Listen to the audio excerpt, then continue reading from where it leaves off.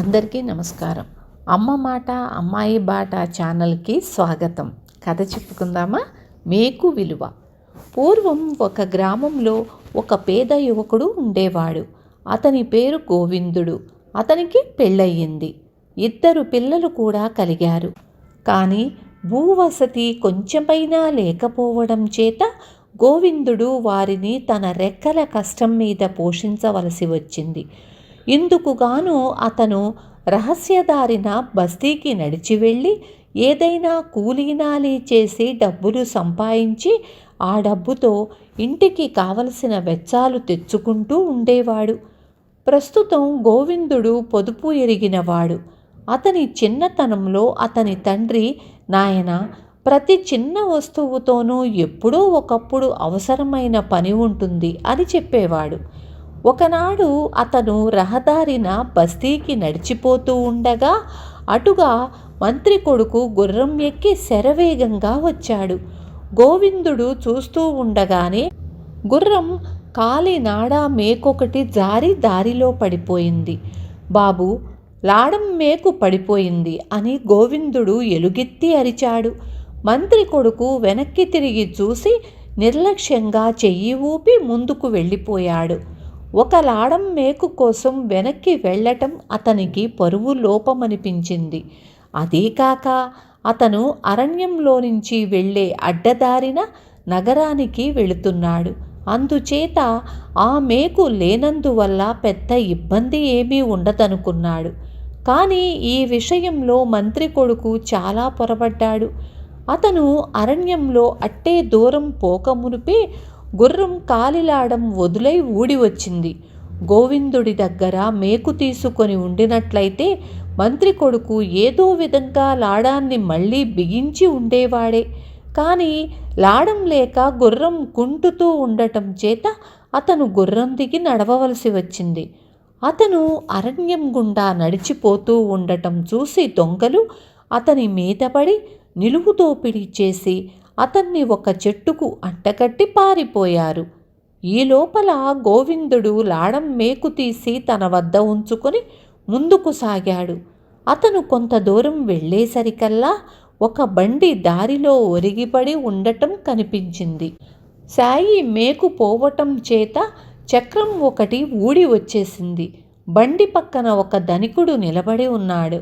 ఆయన గోవిందుడిని చూస్తూనే, అబ్బి, నీ దగ్గర ఏదైనా మేకుందా? నేను త్వరగా నగరం చేరాలి.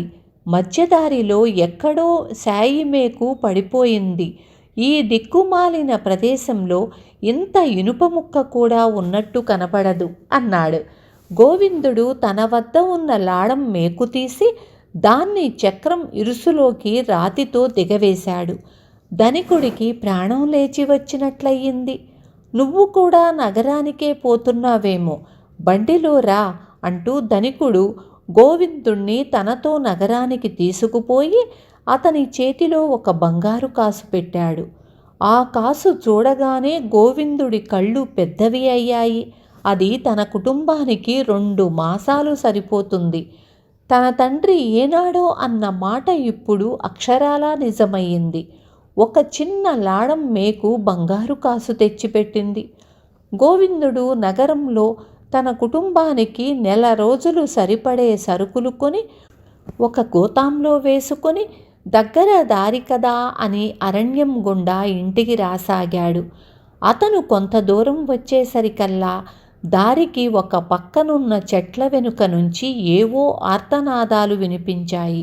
గోవిందుడు తన గోతాన్ని గుర్తుగా ఒక చోట పొదల మధ్య దాచి చెట్లలో ప్రవేశించాడు. అతను చాలాసేపు నడిచాక ఒకచోట 6 పిల్లలు, ఒక స్త్రీ కనిపించారు. అందరూ చాలా దీనస్థితిలో ఉన్నారు. ఆ స్త్రీ ఒక కోటీశ్వరుడి భార్య. పిల్లలందరూ ఆమె సంతతి. మొన్న సాయంకాలం మేమంతా కలిసి అరణ్యంలో విహారానికి వచ్చాము. మా పిల్లలు పూల కోసం అడవిలో జొరబడ్డారు. వాళ్ళెక్కడ తప్పిపోతారో అని నేను కూడా వాళ్ళ వెంట వెళ్ళాను. ఇంతలో పొద్దుగూకింది. మాకు దారి తెలియలేదు. ఆ రాత్రంతా తిండి లేకుండా దారి వెతుకుతూ తిరిగాము. నిన్న కూడా మాకు దారి దొరకలేదు. అన్నము నీళ్లు లేకపోవటం చేత మాకు తిరిగే శక్తి కూడా పోయింది. ఇక్కడి నుంచే కేకలు పెట్టాము. మా మొర ఆలకించిన వాళ్ళు లేరు. ఇవాళ నువ్వు దేవుడెల్లే వచ్చావు అన్నది కోటీశ్వరుడి భార్య. మీకు వచ్చిన భయమేమీ లేదు. నేను మీకు దారి చూపిస్తాను. నా వెంట రండి అన్నాడు గోవిందుడు. నాయనా, మేము అడుగు తీసి అడుగు పెట్టే స్థితిలో లేదు. మాకిప్పుడు కావలసింది పట్టెడన్నం అన్నదా స్త్రీ. అయితే ఉండండి, ఇప్పుడే వస్తాను అంటూ గోవిందుడు పరిగెత్తుకు వెళ్ళి తన సంచి తెచ్చాడు. అందులో తన పిల్లల కోసం తెచ్చిన తినుబండారాలు మిఠాయిలు ఉన్నాయి. వాటిని అతను కోటీశ్వరుడి పిల్లలకిచ్చి తన దగ్గర ఉన్న పదార్థాలతో ఆ అడవిలోనే వంట చేశాడు. కొద్దిసేపటిలో అందరూ అన్నాలు తిన్నారు. పోయిన ప్రాణాలు లేచి వచ్చినట్లయింది వారికి. వారిని వెంట పెట్టుకుని గోవిందుడు దారిదాకా తెచ్చి, ఇక నాకు సెలవిప్పించండి అన్నాడు. అమ్మయ్యో, మేము ఇల్లు చేరలేము. మమ్మల్ని ఇల్లు చేర్చి మరీ వెళ్ళు అన్నది కోటీశ్వరుడి భార్య.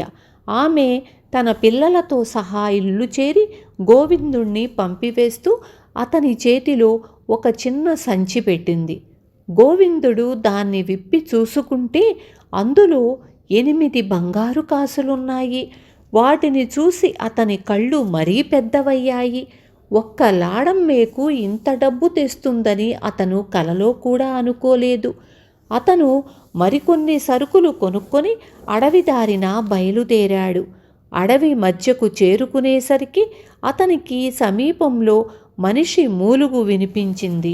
అతను ఆ మూలుగు వినిపించిన దిక్కుగా వెళ్ళి చెట్టుకు కట్టేసి శోషపడి ఉన్న మంత్రి కొడుకును చూశాడు.